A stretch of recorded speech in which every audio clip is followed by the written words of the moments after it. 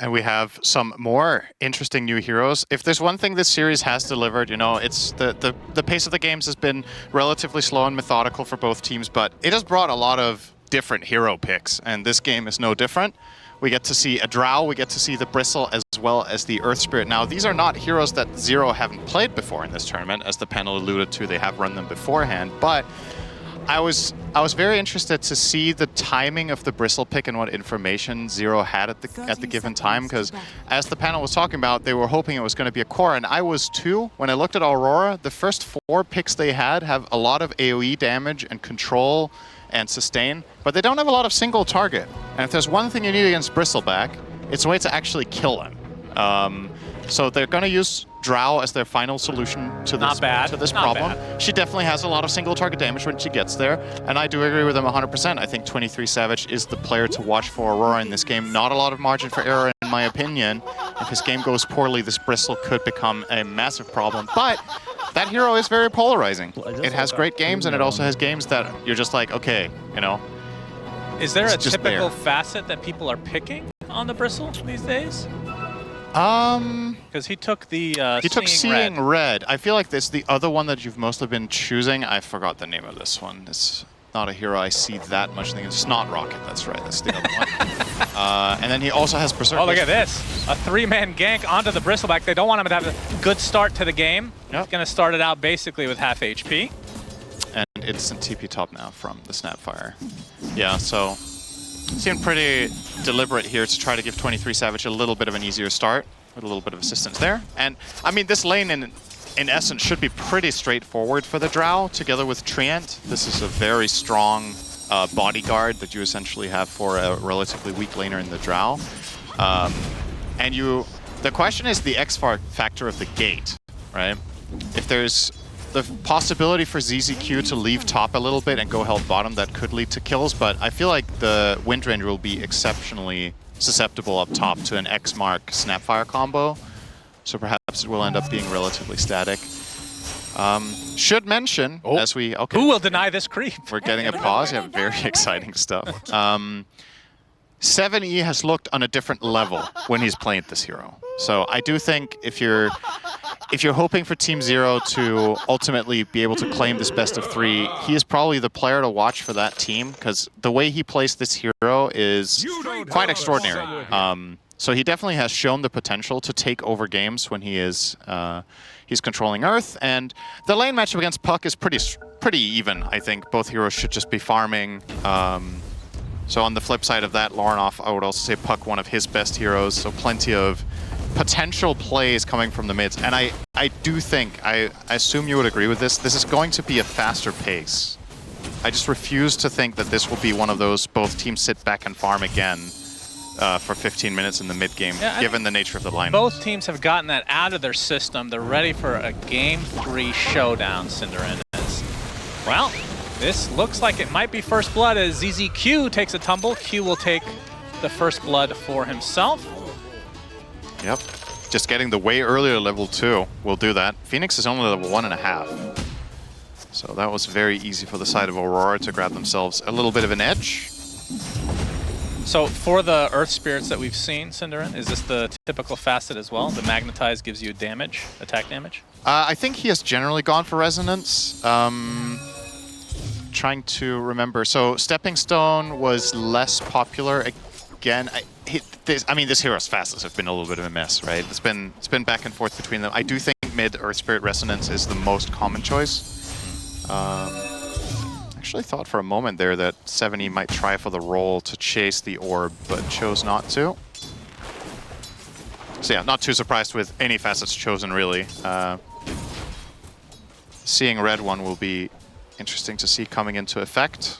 Yeah, I assume there's some sort of visual like particle effect when you activate it, but I think one of the big things is you lose vision on a certain aspect is beyond.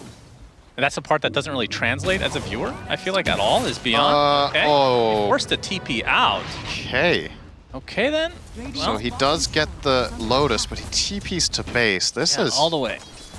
Yeah, so, okay, so Rubik has pulled the wave, so I guess he isn't losing that much on this movement, but Yeah, it already feels like, based on how this early laning stage bottom has gone, Bristleback is going to be in a world of hurt, and they might need to get some stacks running for him so he can recover. This hero does not play well from behind. It needs to, like, the whole purpose of it in this game, I really like the mindset behind it, but if the lane is atrocious, it doesn't really matter. And this is probably the most one-handed, or rather one-sided lane we've seen in this series so far in the first 4 minutes. It's just getting completely... Yeah, 5 last hits. Not a good start. Yeah. Drow 17 and 8. And Drow, I feel like late game, just in general, is pretty damn good against the Bristleback. And it really depends on how well the Bristleback's doing, but you can always itemize Silver Edge for the break. You can go for the Ags to get hypothermia, for less health regen on the Bristleback, so... Pretty sure he'll get both. I think his build will include both of those items in this one. Although, I suppose you also want the MKB for the Wind Ranger, so you're probably running a little bit into slot issues at some point, but we'll see if we get to 6 slot territory to begin with. Yeah, it was 23 Savage. For his facet, he went for the one that synergizes with Glacier. More damage when attacking from high ground. So either when you're losing horribly or with your shard, generally. Yep. It's pretty interesting. I feel like these facets, a lot of them are very, very interesting. Like the the Luna one, where everybody on your team gets a bigger Lotus, essentially. 20% extra regen from Lotuses. Or is it Luna? No, it's Mirana, sorry. Because of the anime. How could I forget? I know you're not a fan of fun things, though, so understand. I hate fun. Yeah. Yeah, mid lane, though, talking about this Earth Spirit, 32 and 5 start. And for Lornoff, 29 and 2, so that's pretty even affair. And I correct me if I'm wrong, but Earth Spirit is a hero that you need to get off to a good start. Historically, he was. I don't know about this tournament. I'd actually say he's less dependent on a good start than a hero like Bristle. I mean, also comparing apples and oranges here, I suppose, but he can cover some ground through just having levels, because his spells are pretty potent in the earlier stage of the game when you make connections with your teammates. So I guess I'd rather word it as, it's really good news for Earth Spirit. The hero can be incredibly potent when it has a good start. And he's putting it to use right away. Straight onto Jabs. Jabs is in a lot of trouble. Magnetize is used, and eventually he will tick away. A nice rotation there. Very swift move coming out of 70. And he's actually timing this perfectly with potentially contesting the 6-minute rune. See if he wins the duel. He does. Oil used. Lornoff gonna get some help via Q. Nice dodge there. 70 in a lot of trouble, though. Looks like they will eventually find the kill. Does go to Q instead of Lornoff, but take what you can get. I actually think he could have lived. He waited, like, I want to say almost 10 seconds with activating his regen.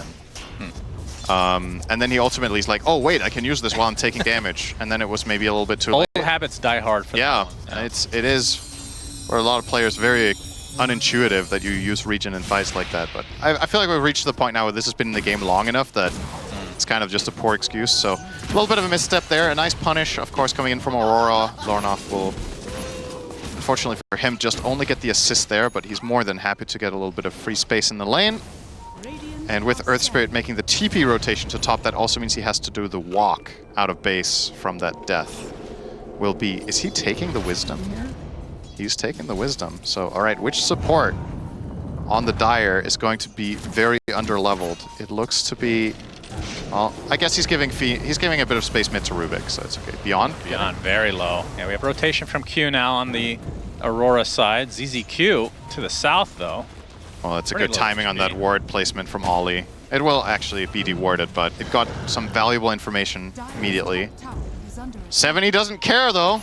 He knows they know he's there. There we go. Hard to say. Good. Doesn't care, though. Rotation coming. Magnetize already used. Just onto Q for now. Runs into 23 Savage on the back line. Multi-shot applied. Ollie's there as long with the Leech Seed as well. And I think this is just a straight-up kill. Coil is expended from Lornoff as well, but more rotation from Team Zero. They want to continue this fight. Lornoff will be able to use his Illusory Orb to get away, but the Phoenix is going to be traded for the Snap. So it's a 2-for-1 to start in favor of Aurora. You know what situation this reminded me of?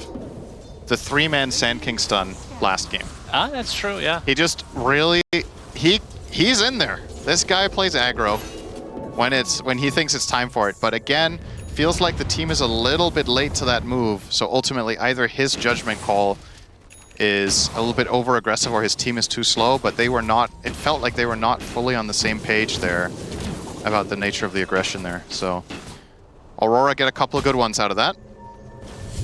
But I will say, no matter what, it's good to see the pace being ramped up a little bit here from both teams. I think that's that was going to be a natural progression in this game. With the lineups they have, I just don't expect the very slow farming style. When the mid heroes are Puck and Earth Spirit, I don't think they're trading farm for 15 minutes without making moves. That would be very weird. Yeah, it would be. Man, this Scatterblast Gore facet is crazy. It does so much damage. Full bore is amazing. Wait, what did I say? I think you said gore. I mean, it's gory too. It is gore, yeah. It does a lot of damage. Full bore. Full bore. Level 5 right now on that Snapfire, and once that Mortimer's Kiss is up, I think the panel was discussing the synergy with both the Puck and the Treant, be able to contain these heroes into one location. Yep, Kisses will do a lot, and they're going to try something right off the bat now that he's level 6. If this movement is successful, this could be really, really strong if they can transition it into a tower. The unfortunate nature of this move is that it's arguably 30 seconds too early. They'll kill the Phoenix here, which will be nice. Okay, finish it off. There we go. But now they don't have the siege creep, so probably not claiming the tower with it. A lot of the time we see teams smoking for the 10-minute siege creep timing, specifically so they get that extra collateral damage. Ooh. But now maybe not so much. Smoked up, looking for... Oh, nice Waning Rift. Rune spot. So that will go the way of 70. Will get that. Do Aurora know what rune he got? I think they don't. So this could be... There's a possible play here with the TP to top if he sees heroes and just completely surprise them with an Invis rune. Now he's showing mid, so they will know. Keep his farm going. Jabs with the Blade Mail coming soon. Yeah, nice item against Earth Spirit, of course. A lot of uncontrollable damage. Also good against Sunray, good against Wind Ranger. Somewhat good against Bristle. I mean, it's an insane Blade Mail game when you look at it, actually. So, not surprised at all that he is choosing that first. Yeah, 70 also going for that on the Earth Spirit. Vanguard now unlocked. Bristleback, one of the few remaining heroes, if not the only one, that still buys Vanguard as his first item. Mostly we see heroes opt for, if they want a bit of tankiness, 2 or 3 bracers or phase boots bracers on heroes such as Axe. But 70, or rather Beyond, will be getting the Vanguard this game. And he's eyeing up the Ags next, so pretty standard stuff with that Quill Burst from the back. Some interesting possible combinations with Shackle Shot. I think that can actually become just an assassination combo. With Rubik as well, if he steals a stun, like Coil. Could be very, very powerful later down the line. We're getting ahead of ourselves, though. He's level 8. Take it easy, Shannon. Yeah, take it easy. He's recovered now, though. Now his net worth is equal to the draw. And that, he was looking very bad earlier. Yep. Now 73 CS is passable. CS's. CS is passable. Okay. Good try, though. Appreciate that. Not gonna work on me. Definitely not in your homeland either. No. I don't make mistakes.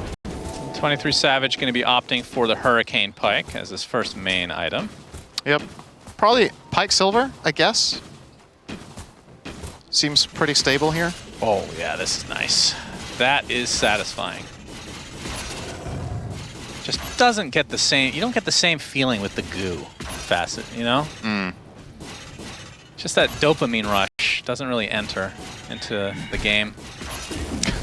The dopamine rush of standing AFK at Ancients is unmatched. It feels great. What can you say? It's great design. If you can stand AFK and it feels great, that's good. That is a fair point. If you can literally not play the game and love the game, that's awesome. If you're not griefing, that is. That's fair. Yeah, that's a bit of a... Gotta be careful with that one. Yeah, but they changed Shadow Amulet to not be quite the same as it was. Yeah. Can't abuse it. 1K lead very early on for Team Zero as things have slowed down a bit. As the Maelstrom now online for Yes Sir. Yes sir. Lornoff with the Witchblade. Blink will be the first item for him. 7E with the Arcane Rune, and see if he can get something going here. He's 0-2 to start the game, has 2 assists though. Good placement here from Lornoff. Bottom net worth on the a little bit by as well. chance, but I think they're going to dive this anyway. They've had enough, and they want to open up the tower. They've made this rotation now, and Rubik is still smoked, so Ponlo could potentially get a very good obs out now. This is a nicely pre-placed sentry from Ollie with the timing still lasting on the vision. Yeah. So it will immediately get dewarded, and that might thwart their aggression. But honestly, when you've committed 5 heroes to rotate down here, surely you're finishing the job. The tower is already kind of low. Yeah. Oh, looks like Aurora Aurora might want to about fight. it. Glyph. He does have overgrowth. Q has yet to use Mortimer Kisses. The silence right now onto Lornov at half HP. You're gonna be able to find Ponlo to start things out as there's the overgrowth coming out, and the Mortimer's Kisses onto Yes Sir, trying to run away. Jabs, another slow coming out with that Nature's Grasp, and Yes Sir might be able to get out. In fact, he will, as Lornov gets off the coil just to kill off the Phoenix. So just 2 supports dead for Team 0. They do eventually get the X, but no connection. Oh, the Tidebringer deletes, Yes Sir. So 3 for nothing in Aurora's favor. Great read from them and good execution. Yeah, ironically, in that situation, 7E actually had a possible connection in the tower, and this time he did not go. So I wonder how his brain works with... he seems very aggressive sometimes and very withholding other times. Now he will go for this one. Yeah, magnetize. Q. As the roll-in not gonna connect here. Q is definitely dead. Yeah. And the rest of Aurora will try to get out. But Aurora will happily take this trade. This was a very good result for them. Sure, this tower is not long for this world, but them getting this good of a team fight out of it with multiple kills on a effectively dead tower, I think they're quite happy with the way this all went down. Now 7E. Oh boy. Oh, Sir trying to run, gets the shackle off. Should be fine now as 7E damage rune is dissipating here. Yeah, not enough backup there to try to turn this into a counterplay, but does manage to save his Windranger. Now be farming up in the jungle with the lovely Whirlwind. Pretty close to Gleipnir. So in the end, it is essentially a tier 1 trade. Yeah, but the bottom one was a guaranteed claim. So again, I think Aurora, this is probably a good outcome for them. We are seeing 23 Savage queuing up the Silver Edge next. The Pike is just about 200 gold away. So that is going to unlock that hero quite a bit. A big part of the reason we don't see Drow so much, despite this being a ranged carry heavy meta, is the hero needs quite a lot of time before she truly comes online, whereas many other ranged carries are just faster with their Gleipnir buildups. Drow doesn't really go that direction.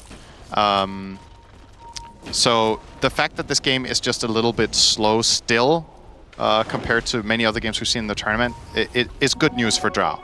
This is usually a very weak spot for the hero, and 23 Savage is really playing with fire here, just running in circles up here. Silenced up, Yes Sir, looking for potential shackle, but they're going to keep things in place. The Blade Mail activating. You can see a lot of damage being applied to Lornoff, but the Cookie is there. The coil onto several. Ollie there in the back line with the overgrowth, and that is 2 cores dead right off the bat for Team 0. And they're going to have to run away in shame.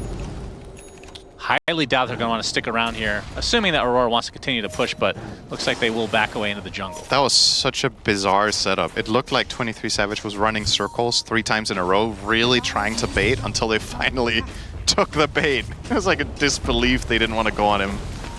And well, they did. So it worked out for them, and they get another tower. A little bit of picking up the pace here for Aurora. Now suddenly top net worth will be 23. Interestingly, bought the Silver Edge recipe as his first component for his Silver Edge. That is, don't try this at home, folks. You don't understand. This is pro player stuff. Yeah, they're always correct, of course. Yes. Ollie spotted. Another sentry having to be placed, though. You will certainly die in the river.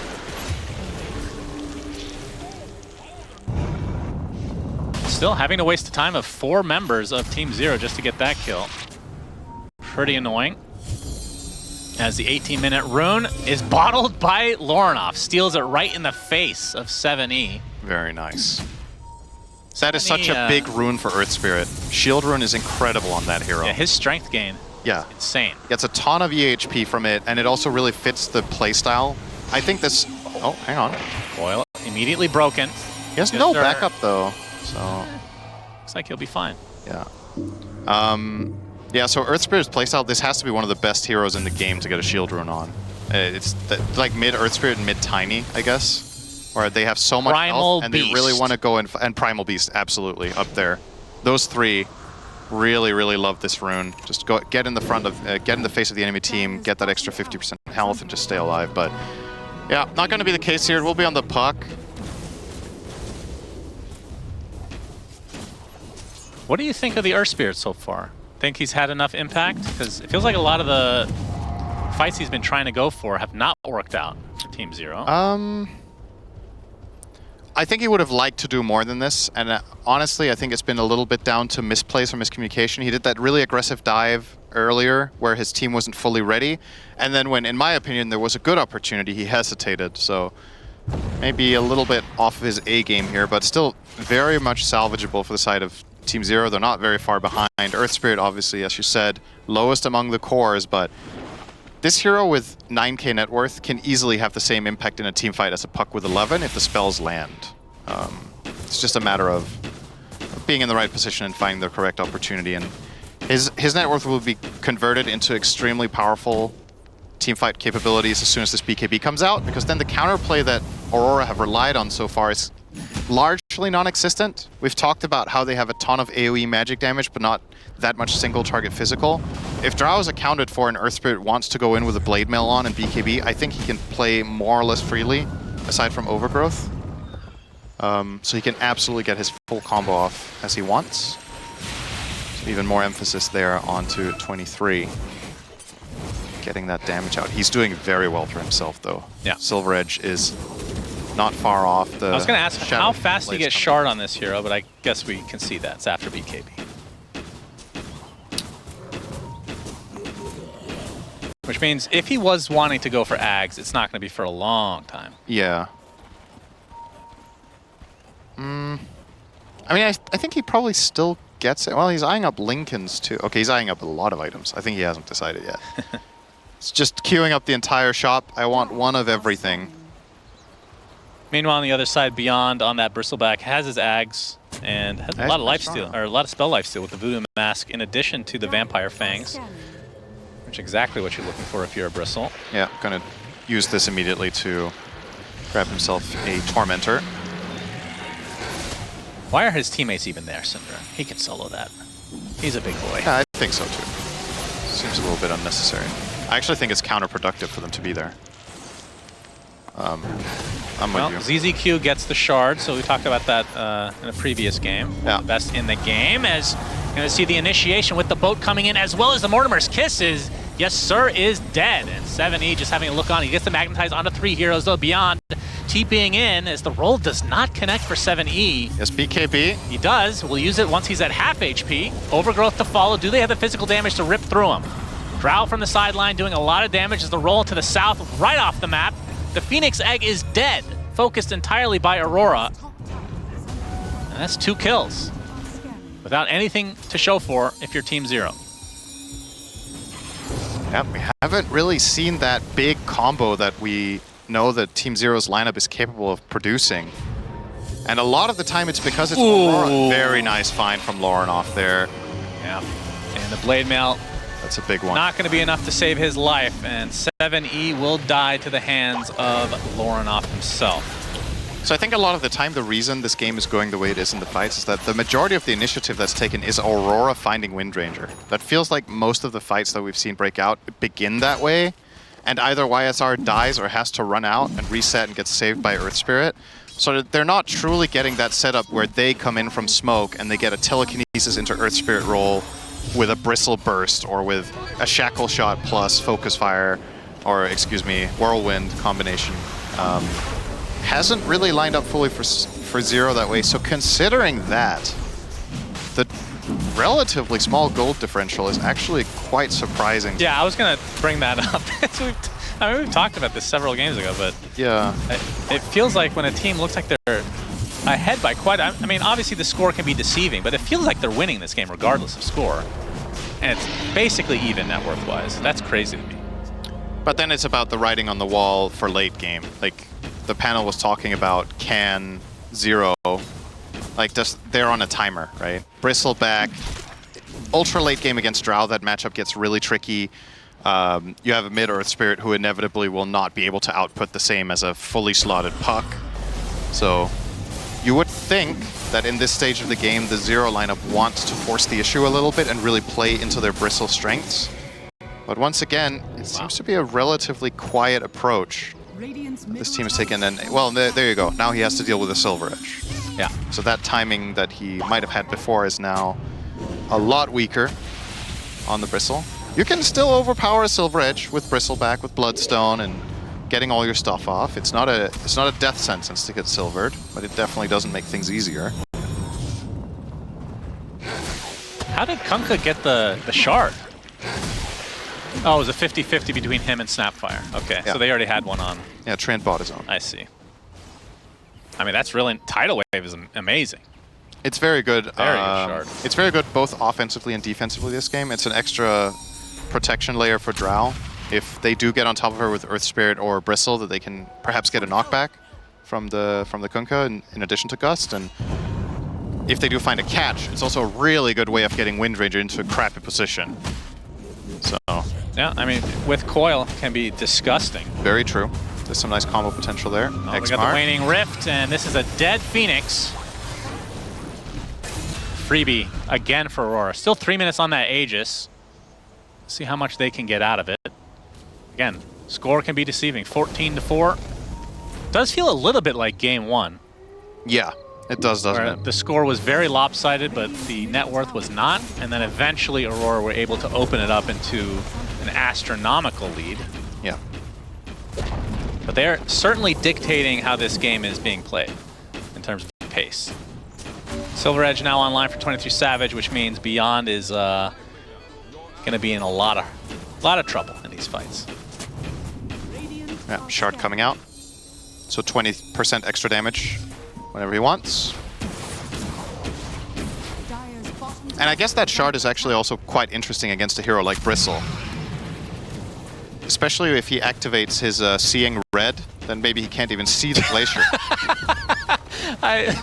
It's such a weird fast. I mean, it's a cool concept, I would say. I like it. But again, like as a viewer, it's hard to even tell what's going on because you're not seeing what... All right, this is finally a moment of a smoke from Yes. 0. Finally a moment of a smoke as 23 Savage is going to get stunned, pushed back into the tier 2. Telekinesis back as well. Sunray, nice gust from the 23 Savage, silencing 3 heroes. Tidal Wave onto the back line. The Bristleback is already dead. We'll buy back instantly, though. Again, Age is still there for less than 2 minutes. As Aurora will somewhat reset. Ollie looks to be dead. As long as 70 wants to finish the job.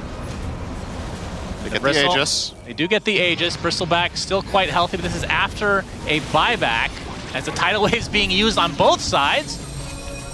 The Blade Mail not going to do too much for 70 as he is taken out. The break onto Beyond, but you can see the Agnum Scepter doing a lot of work against jabs. Tidal Wave back as Yasser in a lot of trouble in the meantime. We'll get the barrier applied to him, but the Kunkka does die. And you can see the Phoenix diving in as the Drow extremely low, and finally 23 Savage is taken out. His reign will come to an end as Lornoff will follow suit.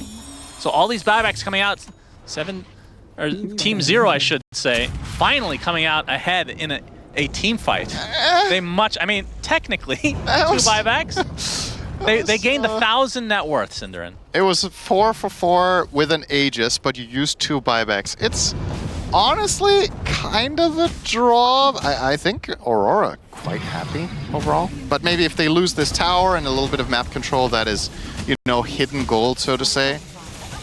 You can't really buy vision in the same way as just pushing out waves with no opposition. So maybe that could set up a subsequent play here, but that was very scrappy. Like, it was clear in that moment that both teams were a little bit confused with what exactly was going on. Extremely chaotic fight, and a lot of the time Earth Spirit and Bristleback bring that to the table, as well as the puck on the other side. And the stolen Tidal Wave definitely didn't help with keeping track of the fight for either of the teams. But if nothing else, Team 0 finally takes some initiative We're going to see the replay here. So very nice kick in here, but also a pretty good save. He's going to pike himself out and get ghost shipped. And then the first kill on the Bristle. I do want to mention just how important it is right now that the Bristleback doesn't have Bloodstone. I think if he had the Bloodstone in these fights, I think he doesn't die. But now he's going to go BKB instead. He'll keep just the casual mask for now. But yeah, if he had BKB as well, same story. He just doesn't die to these exchanges. And I can't help but feel that despite Zero being on a timer, there is a big moment coming up for them soon. When that BKB on Bristle is done, now Phoenix with the pipe and the Wind Ranger as well with her. She did use her first BKB charge, I believe, in this fight. It's not hard to envision how their fights can work out really well. They just haven't done it yet.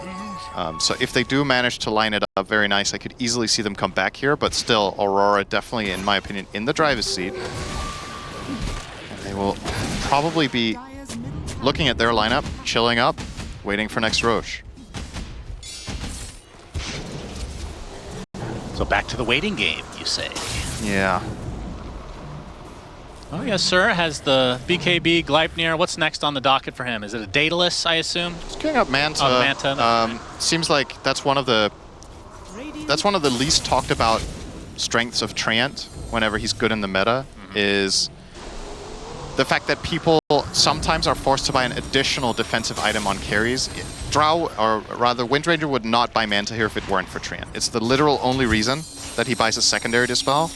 And that's, you know, that's a lot of power to have in the hands of a position 5, being able to influence the enemy item build that much. And YSR was like, no, I don't care. So he's buying Chrysalis. So yeah, it was close. He almost felt forced, but then he didn't after all. I see. So yeah, maybe not. I mean, the icon of the Daedalus is very, very enticing, I would say. I agree. It's a pretty bow. Smokes on both sides. Beyond is the one showing in the mid lane for now. He has the BKB. Will start things out. Mortimer's Kisses. He does pop the BKB eventually. 70 jumping in onto the Kunkka. Pops his Blade Mail as well. Not a lot of damage done because everybody's so damn tanky right now. Jabs in the river. He's also tanky, in case you were wondering. Slowed to a crawl, though, as, ooh, Coil only onto 1. And we'll see if Aurora want to back away now that a lot of these ultimates have been used. 0 kills. It is unreal to see how much damage went into that Kunkka and his HP bar didn't move. Like, what in the world? All right, well. Good fight. that was a fight in Dota. That's what we call it. It was technically a fight. I think that a 30-second clip of that fight, when your friends who haven't watched Dota in 2 years are like, what's the meta this TI? You show them that clip. It says more than 1,000 words, that 30-second sequence right there. Yeah, that's fair. 70 working on his Shivas. Still looking for the Bloodstone on Beyond. Obviously that buyback set him back a bit. But you think once he gets that, that's when he's unkillable. Just like everyone else. Yeah. He's going to be in line with everybody else in this game. I do think that is a fair concern here, though, is ultimately, if the game is going to be in this state for the next 10 minutes, right? You're going to get to an ultra-late game where I think the deciding factor will be, will Wind Ranger be able to Whirlwind and kill stuff for her team, or will Drow be able to single target stuff and kill stuff for her team? Because we're back to square one with the problem I was talking about against Bristleback, is the Radiant lineup, aside from Drow, does not have meaningful single target damage. It's like, it's a lot of, they do have a lot of damage, but it's AoE, so it's very mitigatable by auras and by, you know, just kiting, essentially. But both the Wind Ranger as well as the Drow, if they do get to laser in on a target, can very well kill off very fast. So I think the carries are definitely the players to watch now. More so than in most games. They will be the deciding factor. A lot of the time, you know, the offlaner can carry a game or a mid laner can carry a game. This doesn't feel like this is the one that's going to happen. Only time will tell. I think this is the 60-minute game we were waiting for, by the way. It is a possibility. But first, we got to get to Roche number 4 or so. This is number 2. It's banner time. Indeed. All right. I'll give you an over-under this banner gets used before Roche respawns? It's not happening. Okay, so you're saying they don't use it until third Roche.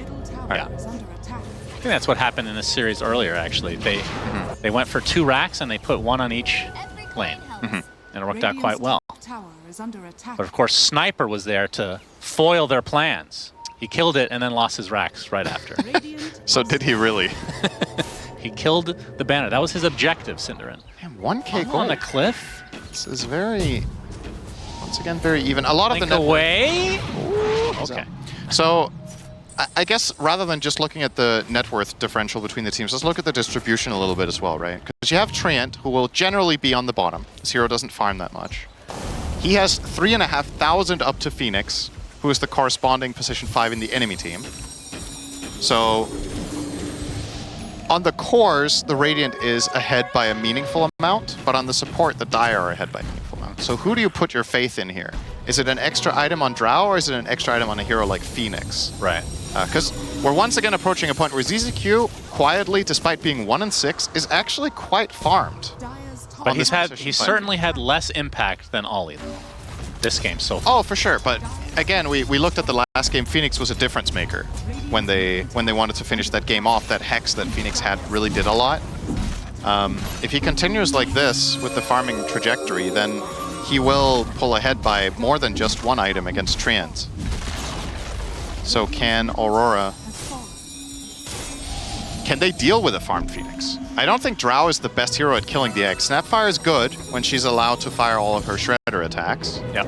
But a very strong Phoenix late game here is, in my opinion, a real concern for the Radiant lineup. The banner was used. I lost. Good prediction. You were off by at least 7 minutes. Yeah, I think. fair. Pretty close. Not bad. I'm surprised they're trying to go high ground this early, but they do have the Aegis, and they will poke. Yeah. Well, I guess from their perspective, who's going to break the banner? Yeah, they don't have a sniper this time. Okay, so the tower already under half HP. It's a waning rift onto the early Phoenix. pipe there. ZZQ got scared, got proper spooked. Okay, you can just wait that out now. It's 23 Savage on the Glacier. Will finish off the tower. Nope, the fortification comes through first. Okay. Got to deal with this banner. It is strong. Okay, they get the break onto the Bristle at half HP. Now they're going to kick in the Drow. X mark. But he's fine. Clutch. Nice save there from the Kunkka. And Beyond already using his Bloodstone as well as another Glacier for 23 Savage. That is the death of the tower. And guess what? The banner is still alive, Cinderin. But now the banner placement is not going to... Well, I guess if they can't pull the wave in, then they can't get it out of range. Yeah, now they finally do. So they might defend the melee. But I mean, still good job, right? Aurora get the Yeah, tower not bad. and Rex for free. Still under 2 minutes for the Aegis. Very, very important that Jabs was quick on his fingers there with the X mark. I think Savage would have been in a pretty bad spot. And try to finish off this lane. Again, the Glacier to get some high ground advantage. Now the Barracks getting pretty low. Shackle shot will hit. There's a lot of poking and prodding. No true initiation coming through for either side. When is the last time you saw a banner expire from duration? That is true. 15 seconds left on the banner. On the old patch, we saw it all the time because they put in a random lane that would do literally nothing as the tower, or sorry, the Barracks will finally fall. It did its in job. this extremely exciting team fight. One lane for Aurora. Easy 200 gold for Beyond. That makes up for the lane. Damn, that's good. Yeah. All right. Well, that was felt a little bit like a museum tour. They were just looking at the art. Both teams were watching. If it's a boring museum, then it's contemporary art, right? Is that what that is? Well, those barracks were contemporary until they were no longer there. That's fair. Tier 2 towers next. Again, still with the Aegis. I don't think they're going to go for the high ground again, since it is expiring somewhat soon. Yeah, and they don't have banner this time. That's true. The banner was, I mean, unironically, it was quite good. Oh, yeah. It's much better. It was the only reason they raxed. Yeah, for sure. So they put it to very good use there. They're poking here. Again, the Glacier. Some damage. Beyond. Quite a lot of damage, actually. Yeah. Pretty good usage of that Aghanim Scepter. 23 Savage. 15 seconds. Wants to get as much damage on these buildings before he has to exit. And yeah. So Aurora They take a full set of racks. Very exciting back and forth. 0 heroes died. Both carries now without Aegis, and both carries with a Daedalus. So any upcoming fight has the potential to be very explosive in nature if the carries are free to roam in the fight. So they hit buildings even harder, is what you're saying. Just keep an eye on the carries. They will be the ones killing. If anything is to die in this game, it will be the respective position ones getting the job done. And remember, whoever wins this game will be upper bracket for the main event here at TI. So there is a ton on the line. Yeah. Smoke now from Don't want to be in Aurora. the first round of elimination, no matter what opponent you get. Yeah, that is a rough place to be. Beyond, gonna get broken. Silence up, they force the BKB. Nice exchange there is now 7E. We'll have to BKB out of the coil. So it's coil for 2 BKBs, essentially. Very good trade for Aurora. I believe neither of those BKBs were 6 seconders yet anyway, so I think the Earth Spirit one was 7 and the Bristle was 8, so not only do they force them, they also cut down the duration for future fights. Now Lorinov will get X-marked, a little bit of a poke here. Yep, and Drow can try to finish this tower, does so easily, despite not having the banner, has the confidence now because the banner lived a good life. Now even a blink for Ollie, and this is actually pretty huge. The blink overgrowth can have huge impact on this game. And they're just going for the X-Mark shenanigans. 70 jumps in with that Shivas, gets silenced though right off the bat. Tidal Wave trying to bring the Phoenix back, but it's the Earth Spirit who is dying. The Sunray not enough. The buyback available though. This is all Aura's pop plus boat for Aurora, so actually I need to be a little bit careful with not overextending here. This could cost them a lot with a buyback if they get caught. I mean, it's been so long that the next Roche will be somewhat soon. Yep. But yeah, the question is, do they want to continue here? It's the siege Range, on Helm's that's Deep. an easy one. The melee though, still a fortification to come for Team Zero, and they're trying to bait this buyback. Shackle not connecting, nice force. Of course, Aurora not sure Cookie rather. if 7E does have the buyback, but we can see that he certainly does. I mean, the melee racks is really low and no fortification to come. There's backdoor protection for the time being, but the creeps are on their way. And just like that, it's 2 sets of racks for Aurora. Is that 1 hero kill in both sets of... Okay, just checking. You're the analyst. Yep. And the next Roche available for Aurora 18 in is 1. 30 seconds. What's that? 19 minus 18 is 1. And the siege began with 18 to 8. So, Actually, this isn't even... It could be a long Roche. We'll see in 10 seconds. it could. Could also be a short Roche. Yeah, it could. We'll find out. 23 Savage will attack another tower. The tower has fallen. He has a lot of building damage this game. The MVP for sure, the building damager himself, 23 Savage. So it's a relatively short Roche, less than a minute now. And this is exactly what Aurora, I mean, Aurora are playing this perfectly. Look at that building damage. That is quite the discrepancy, I have to say. It's a good stat. There's a Treant Protector there. He is going to stand in the pit because this is very important. Doing the X marks TP to get their items. And we have the double screen now in case you missed them the first time. All right, smoke out from Team Zero. Looking for their 9th kill and their first kill in 25 minutes. Yep. Seems Roche is more important to them than their buildings. Defense of the Roshan, I believe is the name of this game. They cannot give away another banner. The banner will end them, for sure. They have no counter, no sniper. We've talked about it many a time.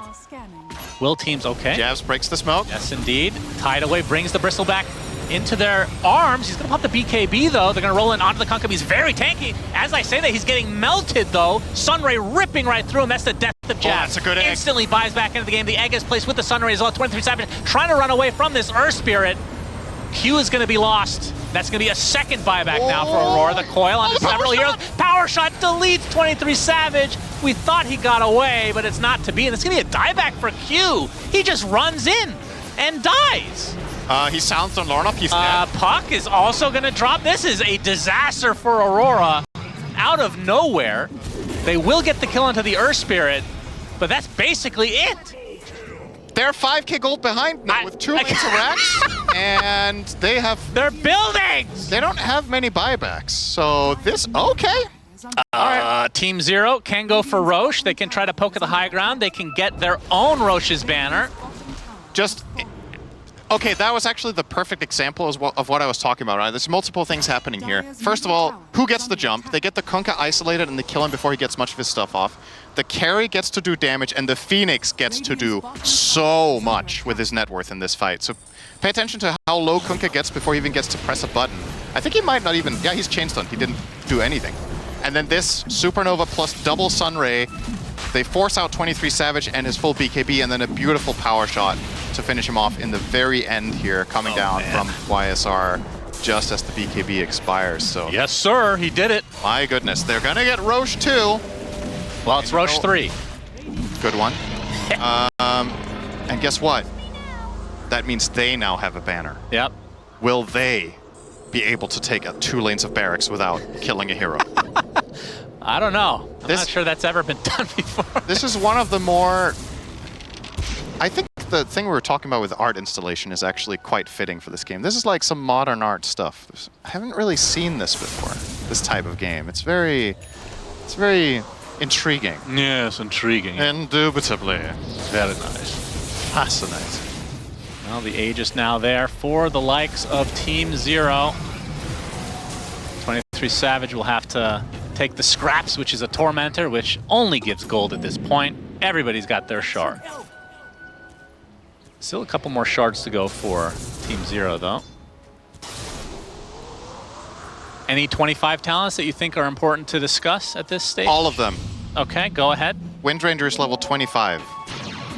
And she took Whirlwind. Yep. Is longer. In all seriousness, though... Well, which ones are realistic? So Bristle is somewhat close, and Drow is very close. So Drow can get multi-shot wave or marksmanship chance. Probably takes marksmanship chance, right? Almost always. So, again, ultimately, I don't think there's like a game-changing 25 talent that's likely to come up right now, but it's icing on the cake for either team with what they're already doing. So it means if Aurora having a good fight where 23 Savage gets to hit stuff, this extra 10% is a really meaningful damage increase. But as we're seeing in the fights, the last one we just saw, he didn't even get to attack. Right. He just got bullied out, and no talent is going to help him with that. It's a matter of having the right formation in the team and having the vision and getting the jump. And right now, Team Zero definitely very well ahead in that regard. The only saving grace for Aurora right now is that they have a 2 Rex advantage. So there's constantly waves that the Dire team has to deal with. They have to do trash duty. And in the meantime, Lorinov is pushing the 3rd one. Yeah. It's a very deliberate defensive play by playing on the map here from the side of Aurora with their mid laner. He's going for an Eon Disc, just to make sure he doesn't get 100 to 0. 1 to 0 would be really impressive, actually, on a puck. What? Nothing. Yeah, very impressive to deal 32 damage indeed. What? You said 1 to 0. Yeah, that's... never mind, Cinder. Yep. Sorry. YSR pops the peak. Oh my god! Okay, that's the Aegis down just like that. His team is coming in. ZZQ has the egg available. Finally will use it, trying to heal up the Windrunner, but so much damage being applied by 23 Savage. They destroy the Windrunner and the egg. And now they're trying to disengage as double buyback for Team Zero, despite having the Aegis there. Ollie will be cleaned up by Beyond. And it looks like the Kunkka will follow suit. So they do get 2 kills out of it. My goodness, that was expensive. No buyback on jabs, though, is pretty important here. This is a 5-on-4 situation now. And they are paying out Lorinov.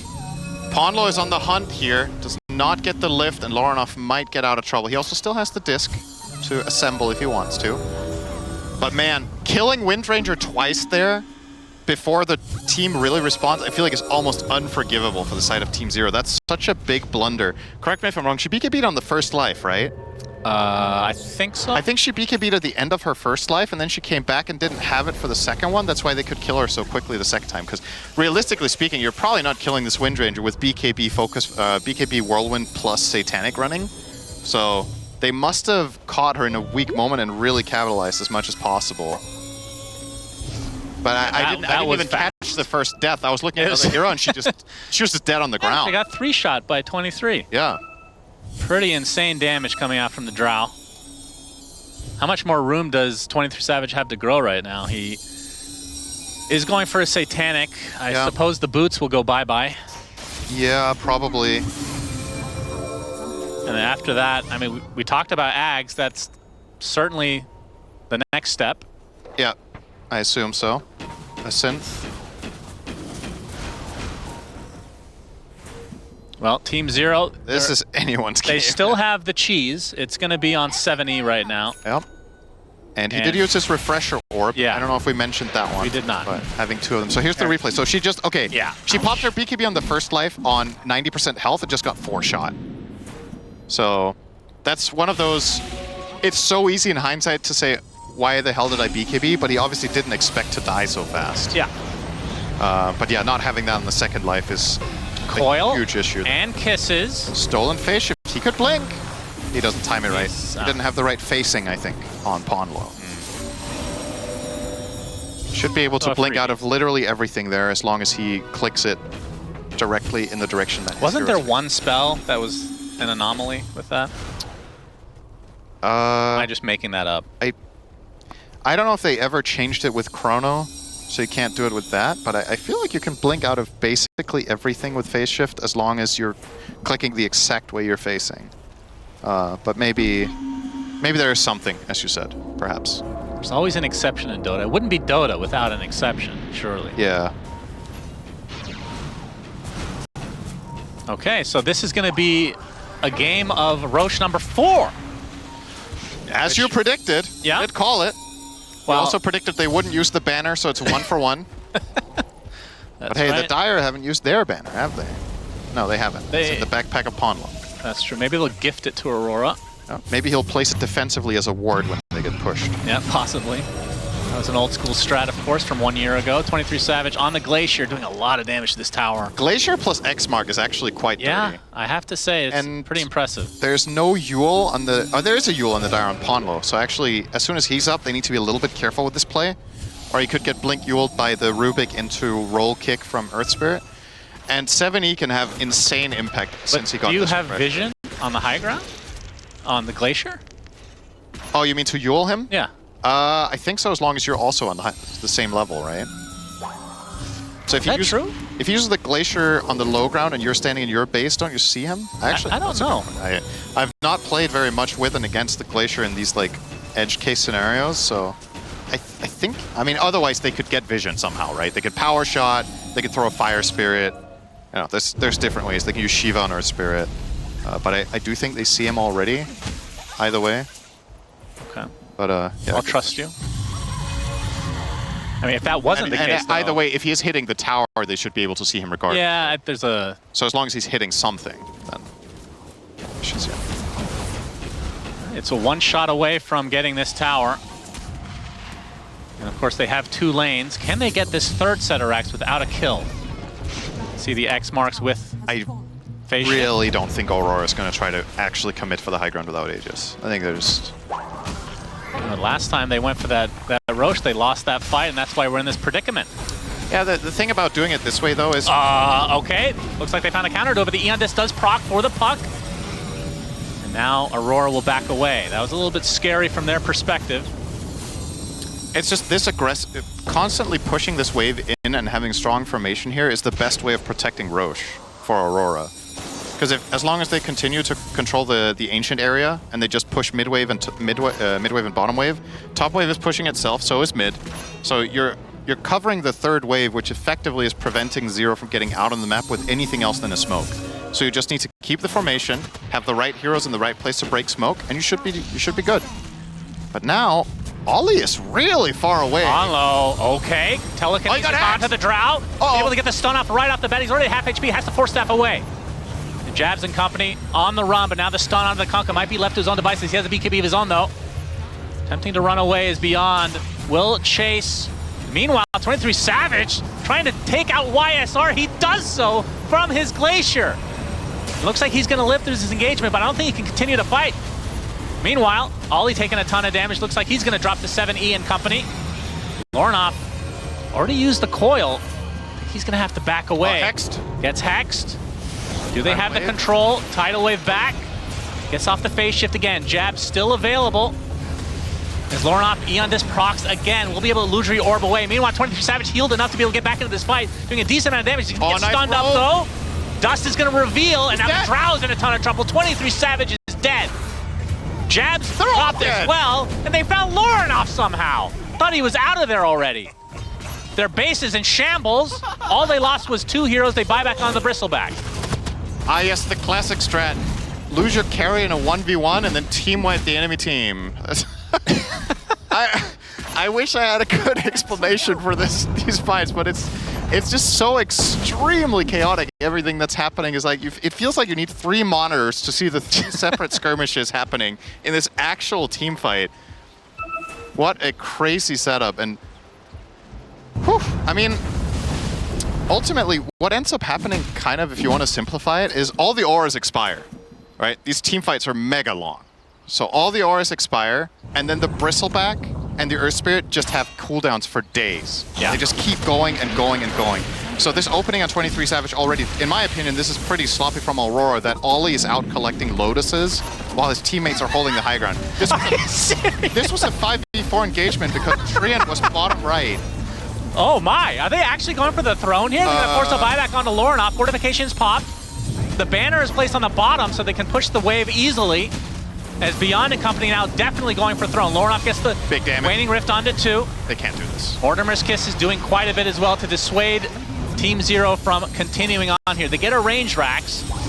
This is still very successful though. They forced 2 buybacks, and those are more valuable than Elena Barracks at this point, for sure. Yep, Coil extended just for the Rubik. 3 seconds Wind Waker. 1. He might live here. Can he get to the high ground? No. Will die. No buyback available for him. And they'll clean up this wave in the bot lane. The tower still remains. So 4 buybacks in the game. 3 of them are on Team Zero's side. So in the replay that we just had to cut short, Treant is bottom right collecting Lotuses while 4 of his teammates are holding the high ground. And Zero kind of just YOLO in there as 5 and get the initiation onto 23, which is the dream engage. They forced his BKB. He got saved and got out of the fight, but it meant he had a hard time reinitiating. So ultimately, with him being that, how to say, injured from the beginning of the fight, you do have a pretty solid numbers advantage despite him rejoining the fight and killing the Wind Ranger. He had to use absolutely everything defensively in the first place. And then ultimately the Bristleback and the Earth Spirit just over the course of 40 seconds just run down 1 hero to the next, because if Drow can't fight, those 2 heroes can't die. So the initial start of that fight was actually quite instrumental despite all the heroes surviving the first volley. All right, 70. Oh, they get the Hex onto the Kunkka. The Sunray to follow, trying to force that from the stage. He gets shackled. A Cookie on top of him as well. Is full HP though. Pops the BKB. Look at the damage being applied here. Windrunner almost dead just off the bat along with the Earth Spear. They have all their buybacks though. 4 expended just from Team Zero's side, and they only get the Treant Protector. The Aegis still intact. That is a what the hell was that? Dream result for Aurora. Oh, no buybacks in the game, by the way. So he put the Supernova in the middle of 4 enemy heroes, but there wasn't enough protection to prevent them from just attacking it. Snapfire was hitting it, Drow was hitting it. I think even the melee heroes were hitting the egg. They only got the buyback of the Treant off of that, so ZZQ really wanted to get the game-winning play there, but you're going to see here the egg probably, under the circumstances, just too offensively placed. So first we get the Sunray into the Kunkka who's getting forced out. Treant is low, and now this dive, I think if he didn't place it here, if he let it finish or get like 3/4 of the way back and place it on the high ground, I think it would have covered the whole fight, and they couldn't have killed it. But it's one of those like moments where it's all panic, right? This is super high intensity moments, and people are more prone to make mistakes there, but wow. Okay, well. Aurora are used to very late game scenarios. They are. We've seen it so many times before with the old Talon from, that was last year, wasn't it? Yep. My goodness. And we might be getting another one here. Still with the Aegis, though, on 23 Savage. And last we checked, 0 buybacks currently. Will both teams... I mean, do you try to take advantage of this Aegis right now if you're Aurora, or do you wait for buybacks? Because Team Zero used theirs more recently, so there's a period there where you have the advantage. So Drow has 3 lives. because he's going to afford buyback now. Okay. 23 is the only player in the game with buyback, and he also has the Aegis, so the numbers advantage you have is quite significant. But the problem is your buyback isn't particularly valuable, because you can't TP back to the fight, because you can't afford buyback and travels. And also, on top of all of that, do the players actually know, like, how good of an overview do they have in this completely heated late game of the true state of buybacks? I think, if I had to guess, they obviously know that 4 heroes just bought back from 0, but they probably don't know when the 5th one did. And for 0, I doubt they have a very clear idea, because you see they're staggered on the Radiant, right? Yeah. So it's going to be very... It's going to be a game of all of them are chicken almost. As well. But I mean, with the information we have, I feel like Savage should absolutely go and hit the barracks. We'll see if they go for it. But it is one of those moments where if things go wrong and he lifts his arms and he starts cheering and they lose, then he'll just be like, why the hell did we go high ground? We didn't need to, dear. So Forever scarred by that occasion. Yep. I think that clip is playing in his head right now. You see behind those eyes. Perhaps. Behind those eyes is a cheering man. Okay, well, Team 0 do have fortification. Aegis still a minute. Surely you try to use this timing. Well, knowing that 4 heroes recently bought back. Surely this is the time. Okay, the banner is placed. Glacier gets the range racks. The jump in. Good kick. Trying to kick him in, but no, it's not going to happen. He stays low ground. Egg is available. Not going to use it quite at this stage. 23 Savage is going to be able to use his Hurricane Pipe to the high ground. Ollie's getting taken out. Gets the overgrowth at the last moment. We'll see if they want to back away now. Coil onto 2 with a Mortar Mosquito is doing massive damage, but there's the Yules. Keeping 7E alive. 23 Savage doing so much damage, but a lot of defensive measures coming out from 7E and company. And lift onto 23 Savage. That is the first life for him. 5 on 4. Cooldowns are very expended. I think does Earth Crystal have Refresher? 7E will get the connection onto 23 Savage. Woo! He's already at half health. He's getting destroyed. Meanwhile, again, the creep's doing a lot of damage to these tier 4 towers in Team 0's base. Jabs with the attempt to TP, he will get out. Again, the buyback available with 23 Savage, but this is 1 tier 4 tower down. Oh my god, they have 3 gems, by the way. 3! Why did we go high ground, guys? Why? We could have waited for tier 5 neutrals. They're spawning right. Oh my goodness, here we go. We got what we wanted, Cinderin. We could have got tier 5 neutrals and then pushed high ground. We had full map control. Why didn't we just wait? All right, what are the tier 5s that make a huge difference? All of them. No, that's not true. Unwavering Condition is not one of those. All of them except Unwavering Condition. Okay. If that was good here, that would be amazing. Stygian on the puck. Okay, that'll help with buildings. Man, look at this build. Disgusting. That is a disgusting late game puck. I mean, I guess, is there a problem with Mirror Shield here? There isn't, right? So I think Mirror Shield would be really good for Drow. Force Boots on Windrunner. And I believe she can go up to 600 move speed, right? So, and this uncaps that, potentially? So, super fast. Okay, let's see if they force the buyback here. Yep. Can they keep the composure? For the Aurora, throne, potentially. They get the Hex onto the Kunk of the buyback down to 23 Savage. It's still a 4v5 advantage. Team 0. BKB popped by Beyond. He has to run away. Oh, Puddle! Coil onto several heroes. The Mortar Mosquito is doing a ridiculous amount of damage. Beyond being brought back. He's dead. Does have buyback, though the egg gets destroyed. 2 dead now without buyback from Team 0's side. And now they have to back away. Uh-oh. And the Windrunner will follow suit. Triple kill for 23 Savage. No buyback to come. And just like that, it's a 5 versus 2. Team 0 may have just lost and going to the lower bracket with Aurora for the upper side. And the lesson we learned today, Shannon, just don't go high ground. The team pushing is getting caught, getting out of position, and getting punished back to back to back. And all of these juicy tier 5 items for the taking for the Dire. They tier had 5 advantage. It was a 4-1. They had a Force Boots and they went high ground with the entire jungle at their disposal. Yep, and now the tier 4 will fall. Again, 2 versus 5. What can they possibly do? They can only look on as their Ancient is fully exposed. Bloodstone popped the jump in, last-ditch effort from 7E, but on the Glacier, 23 Savage with the BKB. The fortification finally popped. He's just gonna destroy 7E just very casually as the GGs come out, and Aurora going on to the upper bracket here at TI. In convincing fashion. Never had a doubt.